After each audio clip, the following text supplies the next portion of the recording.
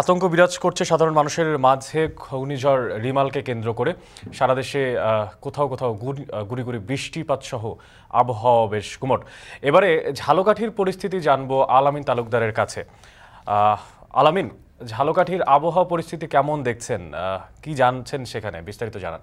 গরম গরম রুটি, সাথে সুজির হালুয়া, দুর্দান্ত জুটি।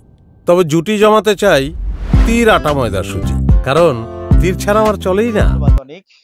বঙ্গোপসাগরে সৃষ্ট হওয়া ঘূর্ণিঝড় রেমালের প্রভাবে ঝালকাঠির সুগন্ধা ও বিষখালী নদীর পানি স্বাভাবিকের চেয়ে বেড়ে 2 থেকে 2.5 ফিট উচ্চতা দিয়ে প্রবাহিত হচ্ছে। এর ফলে জেলার নিম্নাঞ্চল প্লাবিত হচ্ছে।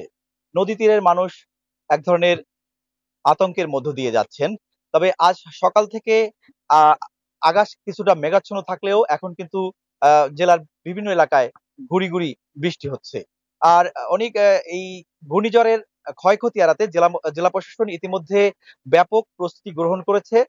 এ উপলক্ষে তারা গতকাল জেলা দুর্যোগ ব্যবস্থাপনা কমিটির একটি সভা করেছে। সেখান থেকে জেলা প্রশাসক আমাদের জানিয়েছেন, জেলার 4টি উপজেলায় ইতিমধ্যে 885টি সাইক্লোন 885টি আশ্রয় কেন্দ্র প্রস্তুত রাখা হয়েছে। এর মধ্যে 62টি সাইক্লোন শেল্টার রয়েছে। আমি সকালে কয়েকটি সাইক্লোন শেল্টার ঘুরে দেখেছি, সেখানে এখনো কোনো মানুষ উপস্থিত হননি। তবে এলাকাবাসীর সাথে কথা বলেছি, তারা বলছেন ঘূর্ণিঝড় রেমাল যদি প্রভাব বিস্তার করতে পারে তখনই তারা এই সাইক্লোন শেল্টারে আসবে। আর সাইক্লোন শেল্টারে যদি মানুষ উপস্থিত হয় তাদের জন্য পর্যাপ্ত শুকনা খাবার, নগদ অর্থ সহ চাহিদা মতো চাল কিন্তু প্রশাসন বরাদ্দ রেখেছে। এবং ইতিমধ্যে জেলা প্রশাসন 1000 স্বেচ্ছাসেবক প্রস্তুত রেখেছে।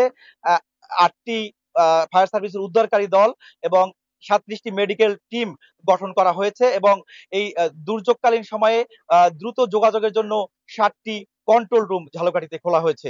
তো ঝালকাঠি থেকে আমার কাছে এই ছিল ঘূর্ণিঝড়ের সবশেষ। ঝালকাঠি থেকে যুক্ত ছিলেন সহকর্মী আলামিন তালুকদার, জানাছিলেন সেখানের ঘূর্ণিঝড় পরিস্থিতির সর্বশেষ।